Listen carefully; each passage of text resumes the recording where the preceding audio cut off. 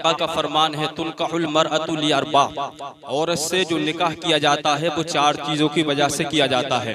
आका इरशाद फरमाते हैं नंबर 1 औरत के मालदार होने की वजह से।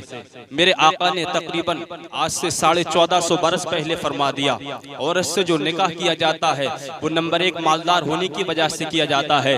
आज मुआशरे के हालात देखें, दुनिया के हालात देखें, जब कोई भी नौजवान किसी के घर वाले जब निकाह की तैयारियां किया करते हैं, निकाह करने के लिए चलते हैं, सबसे पहले ये देखा जाता है कि औरत मालदार कितनी है, इसके पास में माल कितना है, उसकी माली हैसियत क्या है, वो जहेज कितना देंगे, वो जहेज के अंदर क्या क्या सामान देंगे, वो गाड़ी कौन सी देंगे। मेरे भाई गौर करने की जरूरत है। आज मेरा वो नौजवान, आज मेरा वो मुस्लिम नौजवान जिसे सबसे ज्यादा नबी की सुन्नतों पर अमल करने की जरूरत है, जो सबसे ज्यादा नबी के उस्वा हसना पर अमल करता हुआ नजर आता था, आज मेरा नौजवान जहेज के चंद सिक्कों पर बिकता हुआ नजर आता है। आज का नौजवान एक छोटी सी गाड़ी के नाम पर ससुराल के चंद पैसों पे बिकता हुआ नजर आता है। ऐ मेरे नौजवान भाइयों, आज की इस कॉन्फ्रेंस से एक पैगाम लेकर जाइएगा, एक पैगाम तख्ती दिल पर नोट करके ले जाइएगा। मेरे भाई जिंदगी में काम आएगा, जिंदगी में इंशाअल्लाह इनकलाब पैदा हो जाएगा। नौजवान तू मुसलमान है, नौजवान तू मुस्तफ़ा का गुलाम है, इमामुल अंबिया का गुलाम है, तू फखरुर रसूल का गुलाम है, अल्लाह के हबीब का गुलाम है। तेरी कीमत ये नहीं है कि तू ससुराल के चंद सिक्कों पर बिकता हुआ नजर आए, तेरी कीमत ये नहीं है कि तू छोटी सी गाड़ी पर बिकता हुआ नजर आए। मुसलमान, अगर तुझे बिकने का इतना ही शौक है, ए नौजवान अगर तुझे बिकने का इतना ही शौक है तो मैं तुझे पता बताए देता हूँ, अगर तू बिक गया अल्लाह की कसम इनकलाब आ जाएगा। अगर तुझे बिकने का इतना ही शौक है तो तेरी कीमत ये नहीं है कि तू ससुराल के चंद सिक्कों पर बिकता हुआ नजर आए, तू एक गाड़ी पर बिकता हुआ नजर आए। ऐ नौजवान, अगर तुझे बिकना ही है तो करबला वाले फातिमा के लाल पर बिक जा। अल्लाह की कसम दुनिया में इज्जतदार भी हो जाएगा, मालदार भी हो जाएगा, जन्नत का हकदार भी हो जाएगा।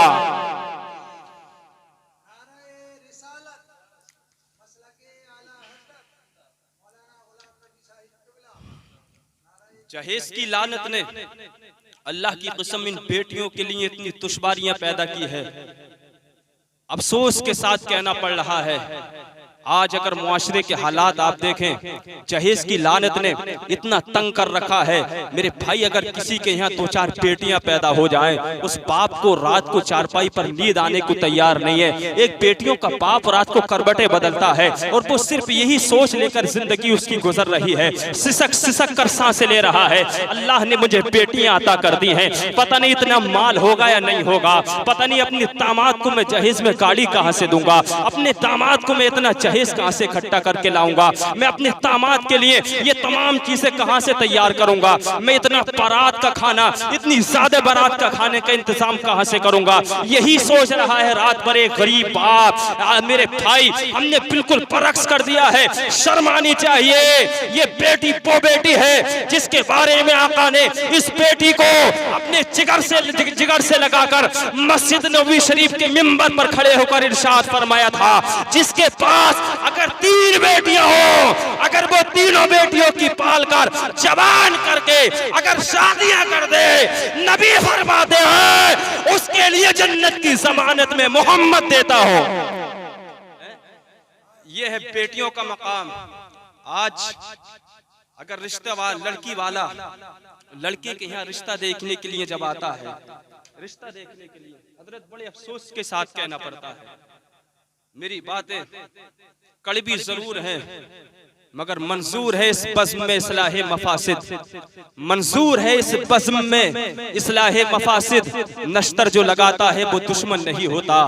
एक लड़की का बेचारा बाप जिसने अपनी बेटी को बिल्कुल खून और पसीने की कमाई से परवान चढ़ाया है, जवान किया, जब उसकी बेटी हद बुलूगियत को पहुंचती है और वो रिश्ता देखने के लिए लड़के वालों के घर पहुंचता है, उससे कहा जाता है मेरे भाई हम तुमसे कुछ थोड़ी मांग रहे हैं, हम तुमसे कुछ नहीं चाह रहे हैं, हमें तो बेटी चाहिए, है ना। सिर्फ इतना कह दिया जाता है, इतना कह दिया जाता है कि हमारे बेटे को उस जगह से बुलेट गाड़ी मिल रही है, आप जो चाहे दे देना।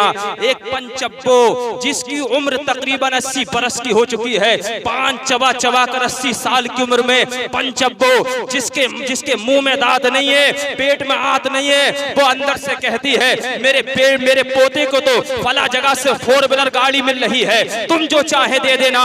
मेरे भाई गौर करने की बात है, अफसोस करने की बात है, जो एक बेटी का बाप, बेचारा बाप 18 साल की नौजवान लड़की के लिए तुम्हारे लिए दे रहा है परवान चढ़ाने के बाद में तुम मुझसे जहेज की मांग करते हो, तुम मुझसे कटोरा लेकर भीख मांगते हो। मेरे भाई, अगर तुम्हें अपनी किसी की बेटी के लिए इज्जत के साथ में निगाह करके लाओगे और जो वो दे बगैर मांगे, अगर उस दहेज पर लाकर खुश हो जाओगे, अगर अल्लाह की रहमत को पसंद आ गया, 1 महीना नहीं गुजरेगा उस बेटी के कदम तुम्हारे घर पर आएंगे, अल्लाह तुम्हें मालदार फरमा देगा। लेकिन तुमने, नबी ने फरमाया था, मेरे आका का फरमान है, जिना को मुश्किल करो और निकाह को आसान कर दो। कैसे मुसलमान हैं हम, कैसे मुस्तफ़ा के गुलाम हैं हम ताबा करते हैं, नबी का दामन नहीं छोड़ेंगे, गौसे आज़म का दामन नहीं छोड़ेंगे, ख्वाजा गरीब नवाज का दामन नहीं छोड़ेंगे, आला हजरत का दामन नहीं छोड़ेंगे। कैसे मुसलमान हैं हम, किस तरह हमने इनका दामन पकड़ा है कि जहेज की लानत ने, अल्लाह की कसम, दौरे चहलत में लड़कियों को लिए जिंदा तरगोर किया जाता था। ये वो अजीमुशान बेटी है मेरे भाई, जब इसके लिए जिंदा तरगोर किया जाता था ना, तब भी ये अपने बाप के माथे से पसीना हुई नजर आती थी। ये अपने बाप के चेहरे को बड़ी गौर के साथ मोहब्बत से देखा करती थी। बेटियों को जिंदा तरगोर किया जाता था। यही छोटी छोटी बच्चियां, नन्ही मुन्नी बच्चियां, कलियों सी बच्चियां हाथों को उठाकर दुआ करती थी, मौला परवरदिगार खालिक के हकीकी कोई ऐसा भेज दे जो हमें जुल्म से छुटकारा दिला दे, मौला कोई ऐसा भेज दे, मौला जो हमें इस जुल्म से नजात दिला दे। रबीउल अव्वल शरीफ की 12 तारीख को आमिना के घर में, अब्दुल्लाह के आंगन में, अब्दुल मुत्तलिब के सहन में अल्लाह ने इमामुल अंबिया को भेजा। बच्चियों की दुआ कबूल होती है। अल्लाह इरशाद फरमाता है, ऐ बेटियों, अब तुम पर जुल्म नहीं किया जाएगा, तुम्हें जुल्म से छुटकारा दिलाने के लिए मैंने अपना हबीब भेज दिया है। ये वो अज़ीमुश्शान बेटी, आका फरमाते हैं बेटी के 3 ही रुख हैं, या तो वो किसी की बेटी होती है, या बड़े होकर किसी की दुल्हन बनती है, शादी के कुछ अय्याम गुजरने के बाद में किसी की माँ बनती है। जब वो पैदा होती है तो बाप के लिए रहमतें लेकर आती है, और जब वो बड़ी होकर जवान होके जब वो इज़्दिवाजी जिंदगी में कदम रखती है तो शोहर के लिए तकमील ईमान का जरिया बनती है। ये वो अज़ीमुश्शान बेटी है, जब ये 1-2 साल बाद शादी के बाद में माँ बनती है, माँ, तो इसकी औलाद की जन्नत को अल्लाह इसके कदमों में डाल देता है, कदमों में। लेकिन आज हमने शादी के लिए, सरकार ने इरशाद फरमाया था, लिमालिहा, औरत से जो निकाह किया जाता है सबसे पहले माल देखा जाता है, माल। आका इरशाद फरमाते हैं वली चमालिहा, दूसरे नंबर पर हम ये देखते हैं कि लड़की खूबसूरत कितनी है, लड़की हुस्न की मालिका कितनी है, लड़की कितनी आरास्ता पैरास्ता है, लड़की कितना सच कर रहती है, लड़की ड्रेस कैसी पहनती है, लड़की बनाना क्या अच्छा जानती है। मेरे भाई, आका इरशाद फरमाते हैं औरत की खूबसूरती की वजह से निकाह किया जाता है, वले हसबिहा, और औरत के खानदान की वजह से निकाह किया जाता है। औरत का खानदान कितना मजबूत है, इसका बैकग्राउंड कितना मजबूत है। आका इरशाद फरमाते हैं वले दीनहा, सबसे आखिर में ये देखा जाता है कि औरत दीनदार कितनी है, औरत कुरान पढ़ती है कि नहीं पढ़ती है, औरत नमाज पढ़ती है या नहीं पढ़ती है। मेरे भाई, आका इरशाद फरमाते हैं सबसे पहले दीनदारी देखो, फस्पर बिसाते दीन। आका इरशाद फरमाते हैं जब तुम दीन वाली लड़कियों से शादी करोगे, बहाया लड़कियों को अपने घरों में अपने पेटों की बहू बना कर लाओगे। मेरे भाई, प्रैक्टिकली तौर पर आप देखिएगा, अमली तौर पर आप देखिएगा, जो बेटी अपने बाप के घर में सुबह को उठकर नमाज पढ़ती है, जो बेटी अपने बाप के घर में सुबह को उठकर कुरान की तिलावत करती है, जो बेटी अपने बाप के घर में पर्दे के साथ रहती है, अपने आबा उस्ताद की इज्जत करती है, अपने भाई का लिहाज करती है, जब वो निकाह होने के बाद में वो बेटी ससुराल ससुराल आएगी और जब वो अपनी ससुराल में जिंदगी गुजारना शुरू करेगी, अपने ससुर का भी एहतराम करेगी, अपने जेठ का भी एहतराम करेगी, अपने तेवर से पर्दा करती हुई नजर आएगी। वो बेटी सोएगी नहीं, सुबह को उठेगी वक्त से पहले और उठने के बाद में फजर की नमाज को अदा करेगी। फजर की नमाज को अदा करने के बाद में कुरान खोलकर बैठ जाएगी, कुरान पढ़ेगी, कुरान पढ़कर दुआ मांगेगी, मौला अरीज़ा पेश करेगी, परवरदिगार मेरा शोहर फला काम पर जा रहा है, मौला मेरे शोहर के कारोबार में बरकत दे देना। अल्लाह की कसम, अगर बीबी घर में आंचल में हाथ उठाकर दुआ मांगेगी, तू काम पर जाएगा, अभी पहुंचेगा नहीं, अल्लाह तबारक व तआला तेरी रोजी में बरकत अता फरमा देगा। लेकिन आज हमारे मुआशरे के हालात ने इन बेटियों को हमारे आपके ऊपर बोझ बना दिया। आज अगर ये हालात इसी तरह से बिगड़ते रहे तो ये वो दिन दूर नहीं है, ये बात बईद नहीं है। मैं अर्ज करता हुआ चलूं मेरे भाई, इन बेटियों पर कहीं दोबारा जुल्म न हो जाए। एक बाप डरता है यार, बहुत सारी मिसालें ऐसी हैं, बहुत सारी खबरें ऐसी आती हैं कि किसी औरत के यहाँ पहली बेटी पैदा हो गई और उसके शोहर ने उसको तलाक दे दिया, है ना, उसके शोहर ने उसको तलाक दे दी। और वो सिर्फ मुजरिमा कितनी है, गुनहगार कितनी है कि उसके यहाँ बेटी पैदा हुई है, जबकि उसके हाथ में इसका कुछ इख्तियार नहीं है। बेटी और बेटा देने वाला परवरदिगार है। वो मुजरिमा नहीं, वो सिर्फ इतनी मुजरिमा है कि मुआशरे के हालात खराब है और उसके यहाँ बेटी ने जन्म ले लिया है, उसकी यहाँ बेटी की पैदाइश हो गई है। मेरे भाइयों, नौजवानों, छोड़ दो ये जहेज की लानत को, छोड़ दो ये जहेज की मांग तांग को और अहद करो कि हमें वही करना है जो मुस्तफा जाने रहमत का तरीका था। नबी की जिंदगी को उठाकर पढ़ो यार, मेरे नबी ने भी तो शादियां की हैं। अगर कोई दो शोहरों की बेवा है, मुस्तफा सीने से लगा लेते हैं। मुस्तफा जाने रहमत, कोई दो शोहरों की बेवा है, मुस्तफा ने सीने से लगाया, ऐलान फरमा दिया नबी ने, ऐ लोगों सुनो, क़यामत तक जो मेरा गुलाम बेवा को अपने सीने से लगाएगा, उसे मुझ मोहम्मद की सुन्नत पर अबर अदा करने का सवाब मिलेगा। आका इरशाद फरमाते हैं, मेरे नबी फरमाते हैं, मेरे आका बेटियों से निकाह करो।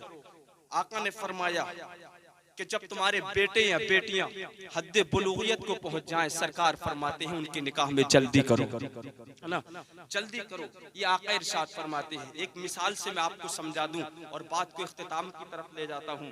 मेरे भाई, बेटी एक ऐसा अल्लाह का अनमोल तोहफा है। बेटी, दो मियाँ बीबी एक घर में रहा करते थे, दो मियाँ बीबी, दोनों में ये अहद हुआ, दोनों में आपस में ये मुहादा हो गया कि सुनो, अगर तुम्हारे वालिदैन आए तब भी और मेरे वालिदैन आए तब भी दरवाजा नहीं खुलेगा, बाहर से अंदर से दरवाजा बंद कर दिया जाएगा, है ना। जब तुम्हारे वालिदैन आएंगे तब भी उन्हें अंदर आने की इजाजत नहीं है, और अगर मेरे वालिदैन आएंगे तब भी उन्हें अंदर आने की इजाजत नहीं है। हम दोनों खुश हैं, दोनों ही रहेंगे घर के अंदर, उनको आने की इजाजत नहीं होगी। दोनों में आपस में अहद हो गया। चंद दिन गुजरते हैं, चंद दिन गुजरने के बाद में बेटे के वालिद साहब दरवाजे पर आते हैं, जिसने 18, 20 साल, 22 साल बेटे को परवान चढ़ाया था। शादी के बाद में वो बाप आता है, आने के बाद में दरवाजे की कुंजी खटखटाता है ना। अंदर से बेटा उठना चाहता है कि बाप के लिए दरवाजा खोल दो। बेटा उठना चाहता है, मेरा बाप आया है जिसने मुझे परवरिश किया है, परवान चढ़ाया है, दरवाजे को खोल दूं। लेकिन जैसे बेटा उठता है, बीबी तामन पकड़ लेती है, जनाब मुझसे अहद किया था, मुझसे वादा किया था, वादा खिलाफी मत करो। अगर तुम्हारे वालिद साहब आएंगे तब भी और मेरे वालिद आएंगे तब भी दरवाजा नहीं खोला जाएगा। बेटा बीबी की मोहब्बत में ये शोहर बैठ जाता है, इस बाप का बेटा बैठ जाता है। बीबी की मोहब्बत इसके सर चढ़ के बोलती है, बैठ गया, कहा दरवाजा नहीं खोलूंगा। इसका वालिद थोड़ी देर दरवाजे पर खड़ा होता है, इंतजार करके वापस चला जाता है। थोड़ी दिन गुजरते हैं, ये जिंदगी गुजारते रहते हैं, है ना। इस लड़की का बाप आ गया, इस औरत का बाप आ गया, उसने दरवाजे की कुंजी को खटखटाया, कहा बेटी मैं तेरा बाप हो, तेरे घर से आया हो, बेटी मैं तुझसे मिलने आया हो, बेटी मैं तुझे देखने आया हो, मेरा दिल चाह रहा था।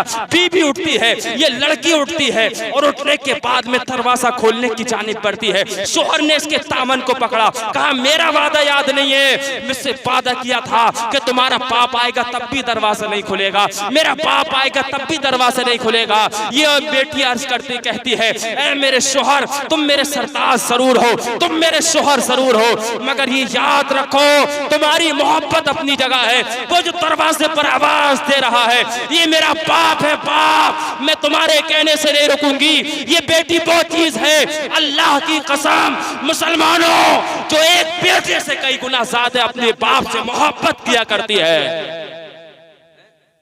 बेटियों को अपने सीने से लगाना सीखो, छोड़ दो ये चहेज की लानत के लिए। मेरे भाई मुस्तफा जाने रहमत ने अपनी बेटी के लिए अपने जिगर का टुकड़ा फरमाया है। नबी ने खुद फरमाया, मेरी बेटी फातिमा मेरे जिगर का टुकड़ा है। लेकिन कुछ मैं अपनी माँ और बहनों को भी थोड़ा सा पैगाम देना चाहूंगा। मेरी माँ और बहनों, शादी के बाद में हालात को तुमको भी समझना चाहिए, थोड़ा अपने आप पर कंट्रोल रखना चाहिए, अपने आप को थोड़ा समझ कर रखना चाहिए, इसलिए कि मेरे भाई